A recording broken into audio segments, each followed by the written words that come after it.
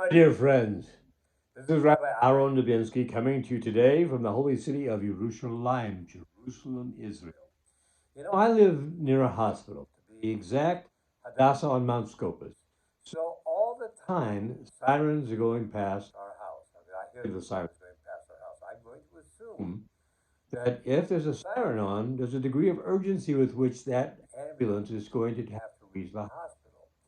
Now, I don't know, but I would be willing to bet you that if I could somehow teletransport into one of these ambulances, at random, any one, all of them, whichever you choose, and I would ask the person in the ambulance on the way to the hospital, would you choose life or would you choose death? I would be willing to bet you that an almost unanimous response, and probably a unanimous response, would be life. Absolutely life. It's got to be life. Now, here's the thing. Ambulances are a warning. They're to tell you to get out of the way, that they're transporting somebody who is desperately in need of medical attention. It's a warning. We sometimes view them as a annoyance. It's an annoyance. Gosh, why does it have to be going at 3 o'clock in the morning? Do they have to have an ambulance with a siren? Yeah, they do. If there's anything that slows it down, they need it. And the warning is very important to tell us, look out behind you, something is coming up, so you don't get hurt. It's just as important for you as it is for the person who's in the ambulance. It's a very important thing. Now, I bring this up for a reason I'll get back to in a minute, but for right now, we have been told more than once in the recent past in Torah, Hashem is going to give us a choice between good and evil, between life and death. And it just leaves it at that. It doesn't tell us what to choose. And I think that's interesting because later on it does, like just about a week and a half ago, it did tell us, and we'll get to that in just a minute. But here's the thing. I'm sure that there may be people out there going, well, let's see, good and evil, a blessing and a curse, a blessing and a curse, a blessing and a curse. Well, maybe this is a trick question. Who knows? Maybe in that curse is something terrific, and they're just hiding it. And we have to go through and decide because, Torah is so deep and it has so many layers. It's like peeling an onion. And they go, so let's take a look and make sure that when we choose the right one. So, if the right one is a curse, we choose it properly. Maybe blessing is put in there just to throw us off, to make us think, yeah, they'll choose blessing, so they won't get that it's a curse. That's really the best thing to choose. Well, there may be people like that. And I would imagine if there are, they are few and far between. However, in case there was any doubt whatsoever, any doubt, this last week, Hashem gave us the answer. He tells us, I give you this day a blessing and a curse, a life and death. Choose life. Choose the blessing. It couldn't be any clearer. If it was a button hook in the well water, you couldn't miss it. It's right in your face. It tells you what is the choice. Well, here we are in the 10 days of penitence right now, if you're getting this immediately. And what do we have going on? We have ambulances with sirens going on all around us, figuratively speaking. We're being warned. If you do the slichot that we do every morning between Rosh Hashanah and Yom Kippur, and even before Rosh Hashanah, but if you go to the slichot, you see the warning there. It gives you the idea that you need to do it. Why do we need to do this? We need to do this because it's important to get the results that we want, the results of life, the results of good, not death, not evil. We want the best results. And you know what? It's really a great coincidence because what do you think Hashem wants for us? He wants exactly that. Why do we know this?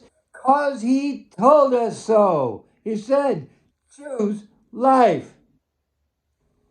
Could it be any clearer? Could it be any more profound? Could you ask for anything more? We want life. We want a good life, a life of health, a life of goodness, a life we can enjoy with our spouse, our children, and all the members of our family, all of our friends, all of our distant friends. We want the best. And Hashem wants it for us too. If He didn't say it, we would know it anyway. How do we know this?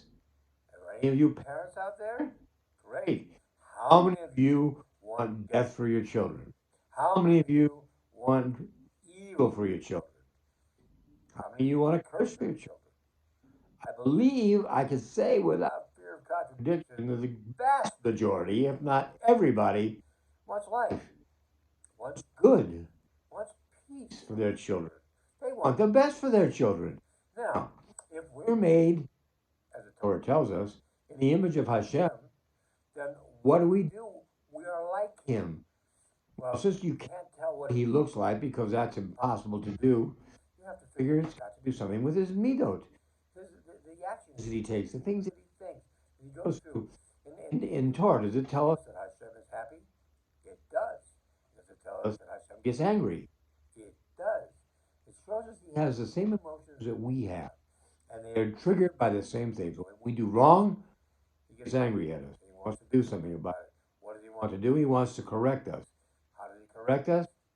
There are many different ways throughout Torah. And it comes up again, even this week. Moshe Rabbeinu said, I'm getting to the point where I can't go out anymore. I'm 120 years old. I've worked hard. I've done a lot of what I needed to do. But you need someone younger to take care of you. Here's my problem. I've been with you for the last 40 years. And you have sinned, not once, but many times, in the fact that you don't believe in Hashem, in the fact that you curse Hashem, in the fact that you think he doesn't give you enough water, he doesn't give you enough food, he gives you the wrong kind of food, he doesn't split the Red Sea for you in a timely fashion. There's a lot of things. Each one of these is a sin, because we're doubting the creator of the universe and what he's trying to do. And what he's trying to do is to give us the best life that we can possibly have. You see, remember we talked about this, that there's three things we can absolutely count on without any exception. One, everything. Not mostly everything. Everything comes from Hashem. Two, it all has purpose. Why would he waste his time? He's the creator of the universe. Why would he waste time doing something that has no purpose? And three, that purpose is always for our ultimate best.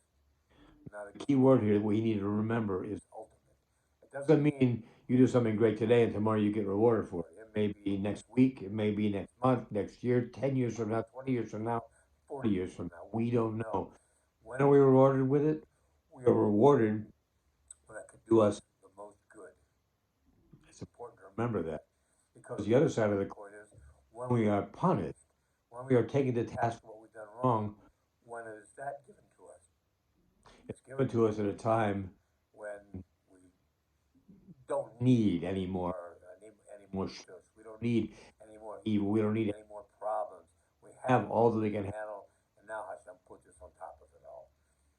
And we get there, we go, what are you doing? Why are you doing this to me? The answer is, we don't do this. We should say thank you, because ultimately, even if we can't see it now, ultimately it's for our best. So it's important to remember to say thank you for these things. So what we're doing is, we're going through a period right now where we're getting the warnings. We're getting the sirens. We're being warned. Coming up from behind is something that is not good unless we change our ways. Coming up from behind is something we need to get out of the way for. We need to do something about it. We need to take an action, a positive action. That's always the thing. We need to take a positive action. What positive action do we take?